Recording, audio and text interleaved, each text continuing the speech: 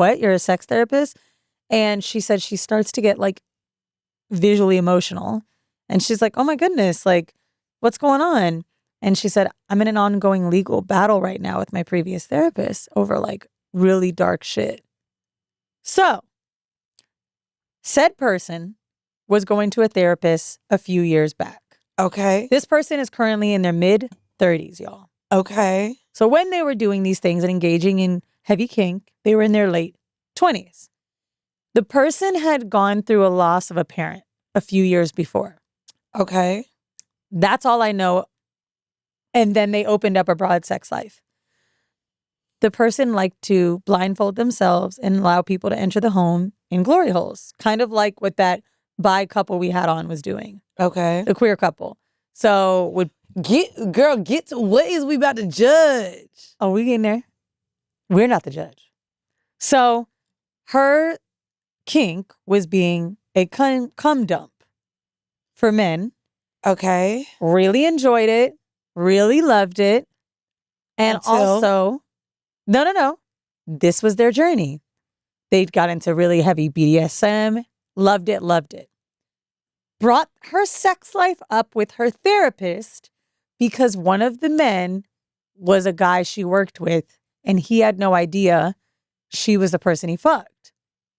So she was freaking out because she was like, yo, I'm starting to feel like there's going to be a day where he notices my tattoo. She had like something that was an identifier, whether it was a bird or an animal. And she's like, one day he's going to see my tattoo. He's going to know I'm the girl that they all fucked. And so the therapist basically had her start going into her sex life. The therapist basically said, you engaging in sexual activity like this means that you've lost your way with your faith. And it seems like you're going down a dark path because your mom died. The therapist started to guide her on different paths she could take to get back into religion. While she got back into religion, I actually think this is going to be a global phenomenon once it comes out. Once she got back into her religion, she stopped. I'm not talking about Brianda. Once she got back into her religion, she started to realize that she may have been facing issues with religion in the past because she wanted to be non-binary. I don't know how they identify today, so that's why it's kind of hard for me. But knew it was wrong, knew the sex she was having was wrong and immoral, and tried to take her own life one day. Trauma experience, boom, boom, boom. Ends up joining a group with sex addiction, like sex people that are sex addicts. Okay. And within the group, someone says, your therapist sent you to church? There was a lawyer in the group. And everybody starts to hear what happened to her. And they're like, and then you attempted suicide? Your therapist should have never have judged you like that. Your therapist put their own ideas of what was right and wrong onto you and forced you into that life. The lawyer in that sex addict group started to be her representative and basically is trying to take down the website where she found the therapist themselves, the whole fucking thing. And so my homegirl, this to me was so interesting because my homegirl who's a sex therapist. I'm curious where you land on this because I feel like we're going to be on the opposite end of this. So out the gate, just based on how you told the story, I feel like we're opposite, but I'm going to let you. Okay. I'm curious to know your thoughts on all of this. So first thing I asked my friend is, what the fuck does this mean? So then she's like, there is a new thing. Hold on. And this is what I wanted to bring up on the show. Kink has a guideline in therapy.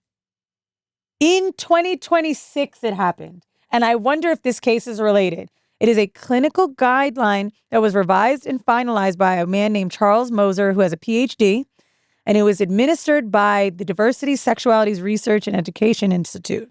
Basically, it's for all clinicians to address how they provide non-judgmental and affirming care to kink identified and exploring patients, including avoiding clinical bias, understanding consent, recognizing the impact of stigma, and supporting personal growth. This is now a central concept that is an ongoing commitment to being able to allow those who are experiencing curiosity and kink to be comfortable expressing it to a therapist. So my homegirl, who is a sex therapist, is like, literally, I think she's going to win. Her religion, she had not been an active participant in the church since she was 15. At the time she was going to the therapist, she was in late 20s or early 30s. They looked up the therapist, the lawyer that she met in the sex addicts program, active member in the church, propaganda about tithing, writing from her ex account about like to random celebrities about how they should be giving their money up. Like there was a whole thing with her and Billie Eilish where she was telling Billie Eilish like, oh, you're donating money here and here. It should be to this church and blah, blah, blah. Like super crazy fucking Jesus freak. And basically forced this person out of church. Now, I obviously think it's wrong. What do you think is wrong? I think the therapist is in the wrong. I think she could have, if the person is not complaining about the kink and their issue was the person they work with, and literally, according to my homegirl who's the sex therapist who's dating this person, she was like, I was like, was there any trauma associated? She was like, no. She was in therapy for feeling lonely, which they're centering around that, about her mom being gone. Well, that's my problem. Okay, go ahead. What do you think? This is a very interesting topic. It's interesting, sure, but I think it removes the thing that we often try to remove when we celebrate kink and we celebrate sex. She got into this kink and this area of sex after the death of her mom, which means this could have been a trauma response to grief. And so without the therapist judging this kink, she allowed her to express this kink. Her embarrassment of knowing someone who partook in this kink with her and the fear of them finding out is what led her to possible suicide. No, wait. No, it wasn't. Going to church and then maybe hearing a sermon that was separate from the therapist.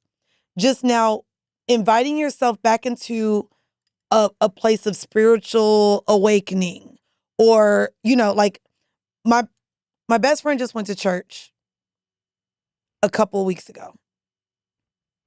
And she called me and said she just felt so angry that the service felt specifically for her as someone like battling cancer, which is crazy because oftentimes when you go to church, the pastor has their hundreds of people in there. You know what I mean? And anything can relate to you, but that specific service, there's an ad in here. That specific service, she said, made her cry the whole time to where it like triggered things within her. And so a therapist suggesting church and it triggering you should not be the therapist's fault. And I say that because I've been in therapy for the last 5 years. And as someone who mentions non-monogamy, lifestyle, things that my therapist isn't even familiar with, her suggestions to me are not one that is familiar with sexual acts coming from trauma. Like we've worked through that. It's not there. Like I have other like places of guilt. But if my therapist suggests me to go to somewhere based on like my actions or where I'm at, and they don't know how to explain it because I'm in this dark underworld, quote unquote. And I say that because that's what a lot of people consider lifestyle, BDSM, all of that. And my therapist doesn't know shit about it. So suggests me to go to church because that is common to a lot of people in their direction of trying to help someone find their way. And now church or this service or what it brings about makes me want to commit suicide. The problem here is that there's a lot of untouched trauma that led her down this path, unfortunately. These aren't kinks out of like... But who are you to say that? But that... Who respectfully, is she, though. But who is she Who are you or a therapist or anyone to say that, truth be told, it could have been the reason she felt like, hey, life is short. Like, I want to explore myself. My point. But so you're why making my point. would a therapist... No, I'm not. No, you're making my point in the way that how is the therapist to blame for this act of self-harm? Here's why I think that the therapist is to blame for basically the person losing their mind. I'm making you aware that the things I'm engaging in are quote unquote sinful according to the Bible you worship. I'm making you aware that I'm queer and non-binary. I'm making you aware that exploring my sexuality in this way, oh, there was one little thing, it may not matter to what we're talking about, but I find it interesting in this moment. She liked the anonymous sex because she was kind of figuring out her identity and didn't want to date. Whatever that means. But the anonymous sex was fun. She liked the power play, whatever the fuck.